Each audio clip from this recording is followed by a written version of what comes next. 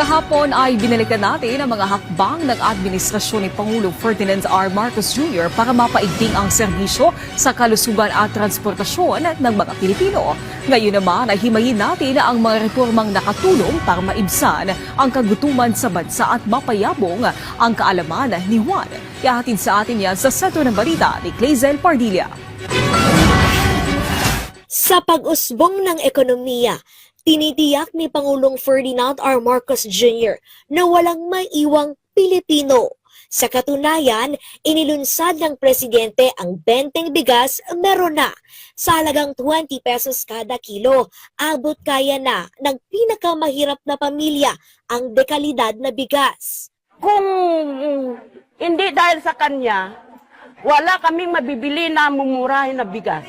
Maraming salamat po, Presidente Bongbong Marcos. Sana itulong mo sa tulad naming mahihirap. Binuksan din ng Pangulo ang Walang Gutom Kitchen, kung saan nasa 700 individual ng karamihay ni Rescue mula sa lansangan ang nakakakain ng libre kada araw tuwing almusal at tanghalian mula sa mga donasyon ng pagkain ng pribadong sektor. Nagpasalamat ako nga natuntunan ko tong Walang Gutom Kitchen.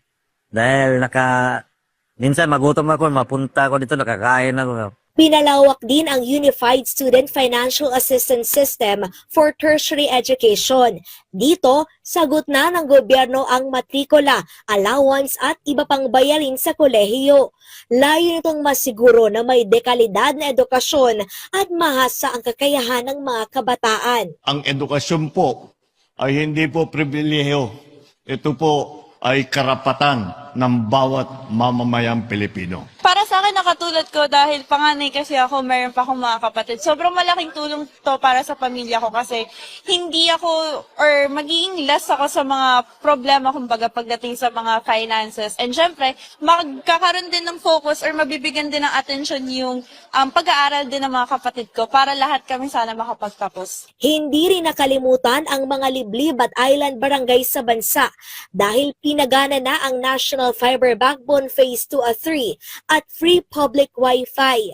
Pinarami ang mga paaralan at mga pampublikong lugar sa bansa na may libreng access sa internet. Salamat. Malaking tulong to sa amin na sa mga estudyante. Itong proyekto mo, sana mas marami pang magawa. Kahit nga yung mga nasa malalayo, yung mga nasa isla na hindi madaling puntahan, ay magkakaroon pa rin ng internet upang makatulong sa kanilang trabaho, upang tumulong sa kanilang pamumuhay. Hassle-free na ang pagkuha ng government services sa tulong ng Bagong Pilipinas, eGov.ph Serbisyo Hub at eGov.ph Super App. Tampok dito ang iba't ibang serbisyo ng pamahalaan na maaring ma-avail sa iisang lugar at online. Nagpapasalamat po ako dahil iisa na lang po ang dapat namin puntahan. Katulad po naming mahihirap na hindi na kami pupunta kung saan-saan pang mga ahensya. At syempre, pinalakas pa ang pagtugon sa numero unong problema ng mga Pilipino tuwing panahon ng tag-ulan sa tulong ng Oplan Kontrabaha, Waterways Clearing and Cleaning Operations kung saan puspusan ang pag-aalis ng mga basura at debris. This is a long-term solution and it is something that has been proposed for a very long time but somehow has never been implemented and we are doing that now. Clazel Pardilla para sa Pambansang TV sa Bagong Pilipinas.